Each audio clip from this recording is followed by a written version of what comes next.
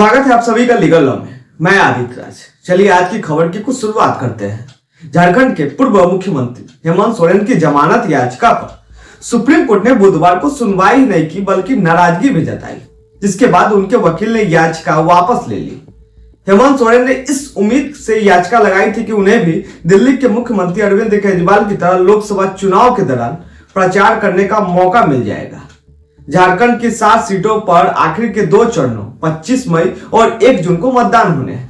बुधवार को जस्टिस दिवाकर दत्ता और जस्टिस सतीश चंद्र शर्मा की बेंच द्वारा मामले की सुनवाई से इनकार करने के बाद सोरेन के वकील ने याचिका वापस ले ली। अब सवाल यह है कि अरविंद केजरीवाल की याचिका क्यों सुनी गई और हेमंत सोरेन को कोर्ट से झटका क्यों लगा। अरविंद केजरीवाल का केस क्या है? दिल्ली के मुख्यमंत्री को 21 मार्च को दिल्ली शराब नीति मनी लॉन्ड्रिंग के मामले में गिरफ्तार किया गया था। 2 दिन के भीतर केजरीवाल की गिरफ्तारी को चुनौती देते हुए दिल्ली हाईकोर्ट का रुख किया गया था। यह एक महत्वपूर्ण कदम था। एक नॉर्मल प्रोसेस में जमानत याचिका सबसे पहले ट्रायल कोर्ट में दर्ज की जाती है, जिसके बाद हाई कोर्ट और सुप्रीम कोर्ट तक याचिका पहुंचती है। हालांकि धन शोधन निवारण अधिनियम PMLA जैसे मामलों में जमानत मिलना लगभग असंभव होता है। PMLA के सेक्शन 45 जो जमानत की प्रक्रिया से जुड़ा है, इसके मुताबिक आरोपी को कोर्ट में भरोसे में लेना होता है और उसे यह साबित करना होता है कि आरोप सीधे तौर पर उस पर नहीं होते हैं और संभावना होती है कि वह जमानत के दौरान कोई अपराध नहीं करेगा। उसे कोर्ट को यह समझाना होगा कि संबंधित मामला में कोर्ट बिना उसे गिरफ्तारी किए भी केस चलाया जा सकता है और उसकी गिरफ्तारी में PMLA का गलत उपयोग हुआ है। अवैध गिरफ्तारी के खिलाफ एक याचिका संवैधानिक अदालत के समक्ष दायर की जाती है। इसका मतलब यह है कि आरोपी सीधे तौर पर हाई कोर्ट और फिर सुप्रीम कोर्ट का रुख कर सकता है, जिससे जमानत मांगने में ट्रायल कोर्ट में समक्ष खर्च होने वाला जो समय होता है वो बच जाता है।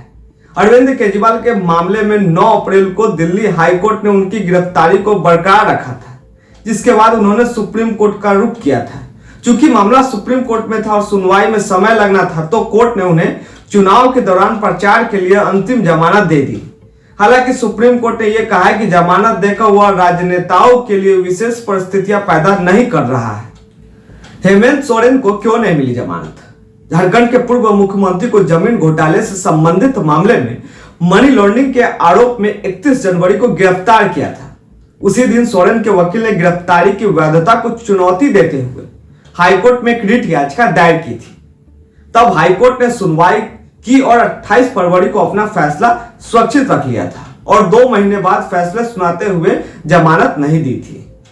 जिस दौरान हाईकोर्ट ने अपना फैसला सुरक्षित रखा हुआ था, तब सोरेन के वकील ने ट्रायल कोर्ट में याचिका दायर कर दी, लेकिन वहां से भी याचिका खारिज कर दी गई।